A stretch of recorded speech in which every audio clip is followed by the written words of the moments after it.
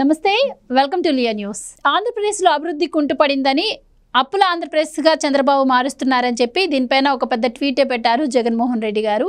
అయితే అధికారంలోకి వచ్చిన ఒక్క సంవత్సర కాలంలోనే దాదాపు 9,000 కోట్లకు పైగా కూటమి ప్రభుత్వం అప్పు చేసింది అంటున్నారు. తాజాగా ఏపీ ఎండీసీ గనులను తాకట్టు పెట్టి మరీ అప్పు చేశారు. దీనివల్ల ఏపీ ఎండీసీకి 235 కోట్ల భారం పడుతుందని చెప్తున్నారు జగన్మోహన్ రెడ్డి గారు. మరి నిజంగానే అంత అప్పు చంద్రబాబు గారు చేశారా? సంక్షేమ పథకాలు అమలు చేయకుండా మరి ఈ డబ్బంతా ఎక్కడ తీసుకెళ్లి పెడుతున్నారు కూడా ఆయన ప్రస్తావించిన నేపథ్యంలో అసలు నిజంగానే అప్పు అంతుందా అన్న విషయాలు తెలుసుకుందాం. మనతో పాటున్నారు senior political journalist Durga Kumar గారు. నమస్కారం అండి. నమస్కారం గౌర్ని, మన లియో వీక్షకులు కూడా. సార్, జగన్మోహన్ రెడ్డి గారు అధికారం కోల్పోయిన దగ్గర నుంచి కూటమి ప్రభుత్వాన్ని ఉద్దేశించి ఒకటే మాట అంటున్నారు, అభివృద్ధి చేస్తాను, సీనియర్ నాయకుడిని అని చెప్పారు. మీరు చేస్తున్నటువంటి అభివృద్ధి ఏది?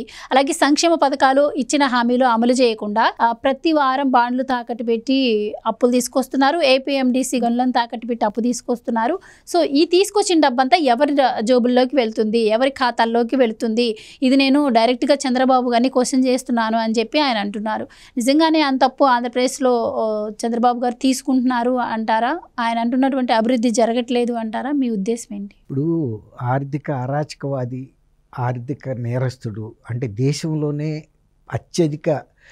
అత్యున్నత స్థాయి ఆర్థిక నేరస్తుడైన జగన్మోహన్ రెడ్డి గారు ఈ మాటలు మాట్లాడటం అనేది చాలా ఆశాస్పదంగా ఉంది. అదే కాదు, అవినీతిలో కూడా ఆయన రారాజు. ఆయన పరిపాలనలో జరిగినంత అవినీతి ఎప్పుడు కూడా జరగలేదు. ఎందుకంటే ప్రధానమంత్రి గారు కూడా మద్యం కుంభకోణం గురించి, ఆంధ్రప్రదేశ్ మద్యం కుంభకోణం జాతీయ స్థాయి కుంభకోణం అని ఆయన చెప్పాడంటేనే అర్థం చేసుకోవాలి ఎలాంటి వ్యక్తి. తర్వాత ఆయన ముఖ్యమంత్రి కాకముందే తండ్రి ముఖ్యమంత్రిగా ఉన్నప్పుడు ముఖ్యమంత్రి కుమారుడిగా ఉండే కొన్ని వేల కోట్ల రూపాయల అక్రమార్జన చేసి క్విడ్ ప్రోకో ద్వారా కానీ మనీ లాండరింగ్ ద్వారా కానీ ఇప్పటికీ 45,000 కోట్ల రూపాయల ప్రభుత్వ జప్తులో ఉన్న ఆస్తి ఆయన ముఖ్యమంత్రిగా అయిన టైంలో సంపాదించింది కాదు. అంతకుముందు రాజశేఖర రెడ్డి గారు ముఖ్యమంత్రిగా ఉన్న టైంలో సంపాదించింది మాత్రమే. ఇక ఆ తర్వాత సంపాదించింది ఇంకా స్కానర్ కిందకి రాలా, దర్యాప్తులో దశలోనే ఉంది. అది అసలు ఈ భారత దర్యాప్తు సంస్థలు చేయగలుగుతాయా లేదా అని కూడా మనం చెప్పలేము. ఎందుకంటే దాని విస్తృతి ఆ స్థాయిలో ఉంది. దర్యాప్తు సంస్థలకి అందనంత లోతు. ఇప్పుడు ఈత కలిగినాడు కూడా కొంత లోతు వరకే మునిగి రాగలడు, మహాసముద్రాల్లో అడుక్కెళ్ళలేడు. అట్లాగే ఈయన అవినీతిని కొలవటానికి, దర్యాప్తు చేయటానికి ప్రస్తుతం ఉన్న చట్టాలు కానీ ప్రస్తుతం ఉన్న దర్యాప్తు సంస్థలు కూడా చాలవు. అంటే ఆర్టిఫిషియల్ ఇంటెలిజెన్స్ లాంటి ఏమైనా కొత్తవి వస్తే వ్యవస్థలో అలాంటి పద్ధతులు అవి ఏమన్నా పట్టుకోగలుగుతాయేమో కానీ వీళ్ళు ఎంతమందిని అరెస్ట్ చేసినా కూడా పైయే వస్తున్నాయి. ఐఏఎస్లను అరెస్ట్ చేశారు, ఆయన సెక్రటరీలను అరెస్ట్ చేశారు, మద్యం విధానాన్ని రూపకల్పన చేసిన 8 మంది అధికారులు కూడా దాంట్లో ఉన్నారు, వాసుదేవరెడ్డి వీళ్ళంతా. కానీ ఎక్కడికి వెళ్ళింది, ఎంత వెళ్ళింది అనేది కూడా పూర్తి స్థాయిలో అందటం లేదు. అలాంటి వ్యక్తి తర్వాత తను సచివాలయాన్ని కూడా తాకట్టు పెట్టాడు. అసలు అక్కడ సెక్రటేరియట్టే లేదు, అసలు ఏమీ నిర్మాణాలు లేవు, కేవలం సెట్టింగులే చెప్పిన వ్యక్తి ఆ సెట్టింగులు తీసుకుని ఏ బ్యాంకు 300 కోట్ల రూపాయలు ఇచ్చింది? అంటే అసలు సచివాలయం తాకట్టు పెట్టడం అంటే తల తాకట్టు పెట్టడం లాంటిది. ఏదైనా తాకట్టు పెట్టచ్చు. ఇప్పుడు మినరల్ డెవలప్మెంట్ కార్పొరేషన్ మైన్స్ పెట్టారన్నాడు, అది ఒక వ్యాపారానికి సంబంధించిందే కానీ ప్రజల ఆత్మగౌరవం కాదది. మినరల్ డెవలప్మెంట్ కార్పొరేషన్ మైన్స్ అనేది అవి సృష్టిస్తూనే ఉంటుంది సంపదని. ఒకవేళ పెట్టారనుకోండి, మళ్ళీ ఆ వడ్డీ అయినా ప్రభుత్వమే కట్టుకుంటుంది, ఆ లోన్లు మొత్తం కూడా ప్రభుత్వమే తీరుస్తుంది తప్ప మినరల్ డెవలప్మెంట్ కార్పొరేషన్ మీద ఏం వేయదు. అసలు ఈయన అప్పులు తీసుకోవటానికి కొన్ని కార్పొరేషన్లే ఏర్పాటు చేశాడు. తర్వాత కార్పొరేషన్ల ద్వారా తీసుకున్న అప్పుల్ని ప్రభుత్వంలో ప్రతిబింబించకుండా కూడా చూశాడు. అనేక రకమైనటువంటి అక్రమ మార్గాల ద్వారా తీసుకొచ్చిన అప్పులు, ఆ కాలేజీలు, తర్వాత ఎంఆర్ఓ ఆఫీసులు, కలెక్టరేట్లు ఆయన తాకట్టు పెట్టని వస్తువు అంటూ ఏం లేదు. ప్రభుత్వానికి సంబంధించిన అన్నీ, అంటే భవిష్యత్తులో రాబోయే ప్రభుత్వాలకి ఏం మిగల్చలేదు తాకట్టు పెట్టుకోవటానికి కూడా. ప్రభుత్వాలకి నిర్వహించేటప్పుడు చెన్నారెడ్డి గారు అనేవారు. చెన్నారెడ్డి గారు కూడా చాలా ఆర్థిక నిపుణుడు, ఆయన డాక్టర్ అయినప్పటికీ ఏం చెప్పేవాడంటే, తీసుకున్న అప్పుల్ని ఉత్పాదక కార్యక్రమాలు కనుక పెడితే ప్రభుత్వం అది చాలా మేలు, ఎప్పుడు ప్రభుత్వం అప్పులు చేయాలని చెప్పేవాడు. అలాగే ఆయన వరల్డ్ బ్యాంక్ నుంచి అప్పు తీసుకొచ్చిన ప్రథమ చీఫ్ మినిస్టర్ అంటే ఇండియాలో తీసుకొచ్చి ఏం చేశాడు, ఆయనేమి పప్పు బెల్లాలకి పెట్టలేదు, కోస్తా జిల్లాల్లో బ్రిటిష్ టైంలో పెట్టినటువంటి నీటిపారుదల వ్యవస్థ బాగా దెబ్బతినిపోయింది. దాన్ని మొత్తం పునరుద్ధరించాడు. దాని మూలన పండిన పొలాలు ముంపులకు గురయ్యి పంట నష్టం జరుగుతుంది. అందువల్ల ఆ కాలువలన్నింటినీ పునరుద్ధరించాడు. ఆ వ్యవస్థనే ప్రక్షాళన చేశాడని చెప్పాలి, ఇంకా మాటలో చెప్పాలంటే. అప్పుడు మేము ఇట్లాగే అడిగేవాళ్ళం, ఏంటి మీ టైంలో ఇట్లా అవినీతి అంటున్నారు అది ఇది అంటే, ఏమయ్యా అన్నం వడ్డించే వ్యక్తికి చేతి వేళ్ళకి అంటుకునే మెతుకుల గురించి ఎందుకు అడుగుతారు మీరు, ఎంతమందికి మేలు జరుగుతుందో చూడండి ఆయన నవ్వేవాడు. అంటే ఆ రోజుల్లో జగన్మోహన్ రెడ్డి లాగా వేల కోట్లు లక్షల కోట్లు తినే సిద్ధాంతం ఆ రోజు ప్రభుత్వాలకు లేవు. ఏదో న్యాయబద్ధంగా పార్టీ నడుపుకోవటానికి లేదు, వాళ్ళకి సొంత ఖర్చులు కొంతవరకే తీసుకునేవాళ్ళు తప్ప ఈ పెద్ద అవినీతి అనేది రాజశేఖర రెడ్డి గారు చీఫ్ మినిస్టర్ అయిన తర్వాత మాత్రమే అవి జరిగినాయి. ఇంత పెద్ద కుంభకోణాలు ఇప్పుడు ఆంధ్రప్రదేశ్తో పోలిస్తే ఉత్తరప్రదేశ్ డబల్. అంటే ఇక్కడ 42 మంది అసెంబ్లీ, అంటే ఉమ్మడి ఆంధ్రప్రదేశ్ అప్పుడు అక్కడ 84 స్థానాలు ఉన్నాయి. అంటే దీనికన్నా డబల్ స్టేట్ అది. అయినా ఆ రాష్ట్రాల ముఖ్యమంత్రులుగా చేసిన వాళ్ళు కూడా ఈయన సంపాదించలేకపోయారు. ప్రధానమంత్రులుగా చేసిన జవహర్లాల్ నెహ్రూ గారి కుటుంబీకులు కూడా ఏం సంపాదించలేకపోయారు. వీళ్ళని చూసిన తర్వాత మిగిలిన వాళ్ళు సిగ్గుతో అంటే మనం ఇంత సంపాదించలేకపోయామని మదనపడ్డాళ్ళు కూడా కొందరు ఉన్నారు. అంటే ఇంత స్కోప్ ఉంటుందా చీఫ్ మినిస్టర్గా ఉంటే అని. అంతకుముందు ఆంధ్రప్రదేశ్ కోట్ల విజయభాస్కర్ రెడ్డి గారు కూడా ఇక్కడ ముఖ్యమంత్రిగా చేశాడు. వాళ్ళ పిల్లలు వాళ్ళ అపార్ట్మెంట్లో అద్దెకుంటున్నారు, వాళ్ళ మనవాళ్ళు మనవరాళ్ళు, తర్వాత వాళ్ళ అబ్బాయిలు. కానీ ఆయన రైల్వే మంత్రిగా చేసి కూడా ఆయన ఏం సంపాదించాల.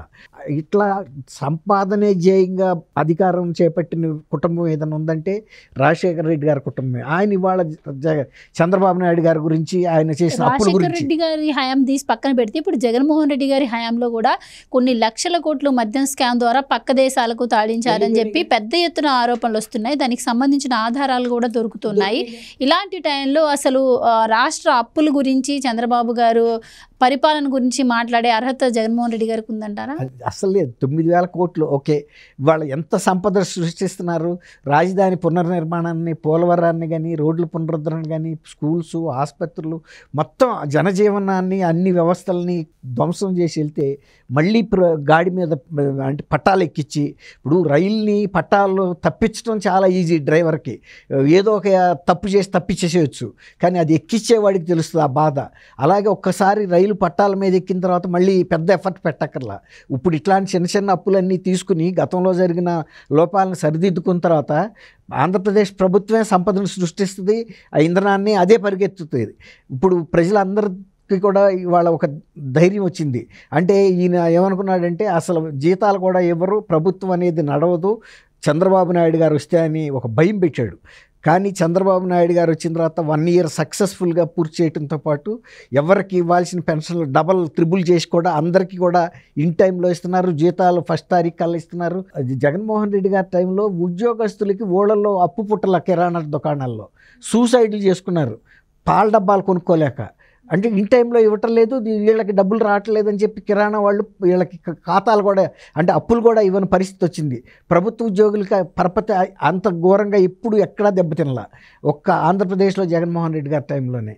ఇవాళ మళ్ళీ అందరికీ కూడా ప్రజలు, గ్రామీణ ప్రాంతాలు మంచిగా కళకళలాడుతున్నాయి. ఎందుకంటే వృత్తిదారులందరికీ పనులు దొరుకుతున్నాయి.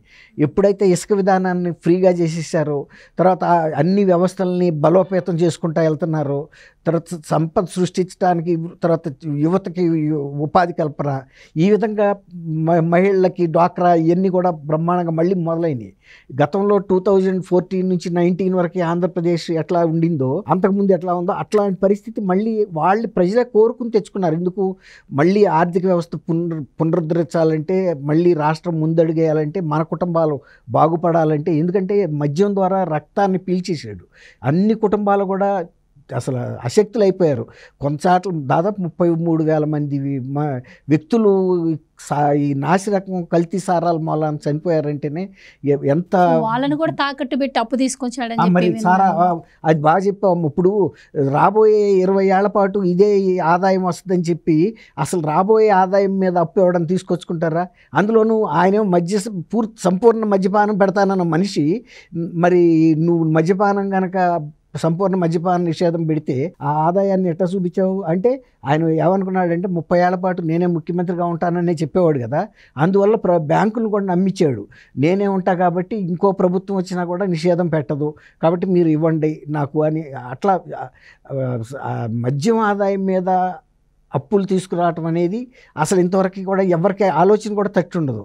ఈ కొత్త కొత్త ఆలోచనలు, విచిత్రమైన ఆలోచనలు, వింత ఆలోచనలు. అంటే ఇప్పుడు చంద్రబాబు గారు తీసుకొచ్చే అప్పులన్నీ ఏవైతే ఉన్నాయో రాజ్యాంగంలోని కొన్ని ఆర్టికల్స్ ప్రకారం నేరాలు అవుతాయి అని చెప్పి అంటున్నారు. ఆ ఛాన్స్ ఉంటుందంటారా? అమ్మా, రాష్ట్ర ప్రగతి కోసం అప్పులు తెచ్చుకుంటే రాజ్యాంగ నిషేధం ఎక్కడా లేదు. ఇప్పుడు సచివాలయాన్ని తాకట్టు పెట్టమని ఏదైనా రాజ్యాంగంలో రాశారా? ఏదన్నా రాష్ట్రంలో ఇప్పుడు వరకు పెట్టారా? 70 ఏళ్ళు పైన అయిపోయింది కదా స్వతంత్రం వచ్చి.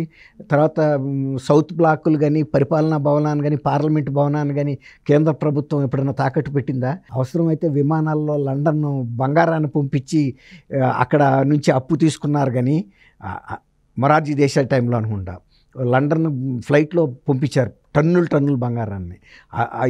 అంతే తప్ప పార్లమెంట్ భవనాన్నో పరిపాలనా భవనాలను తాకట్టు పెట్టే పరిస్థితి ఎప్పుడు తెచ్చుకోవాలా? ఐ థింక్ చంద్రశేఖర్ టైంలోనూ జరిగింది. అట్లా కొన్ని చేయకూడదు. ఇప్పుడు మన పూర్వీకుల నుంచి వచ్చిన ఇల్లే ఉందనుకోండి, మనకి ఎంత ఇబ్బంది వచ్చినా పొలం తాకట్టు పెట్టవచ్చు, ఇంకోటి పెట్టవచ్చు. పూర్వీకులు ఇచ్చిన ఇల్లుని తాకట్టు పెట్టామంటే మన తల తాకట్టు పెట్టినట్టే కదా. అట్లా సచివాలయాన్ని కూడా తాకట్టు పెట్టి అప్పులు తీసుకొచ్చి ఇప్పుడు ఈ కుంభకోణాల్లో మునిగి తేలుతున్న వ్యక్తి చంద్రబాబు నాయుడు గారు పెట్టేది ప్రతిదీ పారదర్శకంగానే ఉంటుంది. తర్వాత ఇప్పుడు మొన్న వైట్ పేపర్లో శ్వేతపత్రాలు ముద్రించారు కదా, అంతా రాగానే ఒక్క శ్వేతపత్రం మీద వైఎస్ఆర్సీపీ వాళ్ళు అభ్యంతరం వ్యక్తం చేశారా? అంటే వీళ్ళు తప్పుడు అంకెలు వేశారని. ఎందుకంటే అధికారుల ద్వారా 1-2 సార్లు సరి చూసుకుని మరీ వదిలారు. అట్లాగే రేపు ఎలక్షన్కి వెళ్ళబోయే ముందు కూడా 2 కూడా సరిపోల్చుకోవటానికి ప్రజల ముందు పెడతారు వాళ్ళు. అప్పుడు ఈయన ఏదన్నా అభ్యంతరం ఉంటే చెప్పొచ్చు. ఇంకా 4 సంవత్సరాల పాటు కూటమి ప్రభుత్వానికి టైం ఉంది. అప్పు తీసుకురానవచ్చు, తీర్చనవచ్చు. తర్వాత ఆ అభివృద్ధి ఫలాలు ప్రజలకు అందించవచ్చు. ఈయన టైంలో జరిగిన 1000 కోట్ల కంట్రోలర్ అండర్ ఆడిటర్ జనరల్ కూడా అనేక అభ్యంతరాలు చెప్పింది. రాజ్యాంగ వ్యవస్థ అది, దానికి సమాధానాలు లేవు, ఎక్కడ రిప్లై ఇచ్చిన సందర్భం లేదు. ఇక మౌనం అంటే అంగీకారమే. కాబట్టి ఇవన్నీ కూడా బయటకు వచ్చినాడు. అసలు ఫస్ట్ జైలుకి వెళ్ళే వ్యక్తి ఎవరిని ఉన్నారంటే జగన్మోహన్ రెడ్డి. ఎందుకంటే ఆయన ఆర్థిక క్రమశిక్షణని పూర్తిగా ఉల్లంఘించి అనేక తప్పిదాలు చేశాడు. ఇంకా ఈ ప్రభుత్వం దాని మీద దృష్టి పెట్టలేదు. ఎందుకంటే దీని మీద ఇది అంటారు కదా, కక్ష సాధింపని అంటారని. ఎందుకంటే తర్వాత ఇంకోటి ఏంటంటే ఆ సమయం వృధా అయితే కనుక ప్రజల అభివృద్ధి మీద దృష్టి పెట్టలేరు, రాష్ట్ర అభివృద్ధి మీద పెట్టలేరు. రాష్ట్రంలో చాలా కీలక అంశాలు ఉన్నాయి ఇప్పుడు డెవలప్మెంట్కి. ఎందుకంటే 5 సంవత్సరాల పాటు అభివృద్ధి అడుగంటిపోయింది. అసలు ప్రజలు కూడా అసలు మలమల మాడిపోయారంటే చెప్పాలి. ఎందుకంటే ఆర్థికంగా ఎవరి ఇళ్లలో కూడా డబ్బు చలామణి అనేది లేని పరిస్థితి వచ్చింది. ఆఫ్రికా దేశాల లాంటి పరిస్థితి.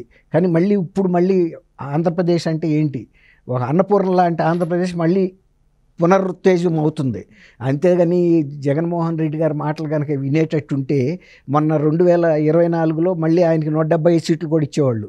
కానీ 175 కాదు, 151 కాదు, 11 సీట్లు మాత్రమే ఇచ్చారంటే ప్రజలు తెలియగలవాళ్ళు. జగన్మోహన్ రెడ్డి గారు ఎంత తొందరగా గుర్తిస్తే అంత మంచిది ఆయన. Right sir, thank you so much. Thank you అమ్మ గోవర్ధని, మన వీక్షకులు. Please subscribe to Leo News for more videos.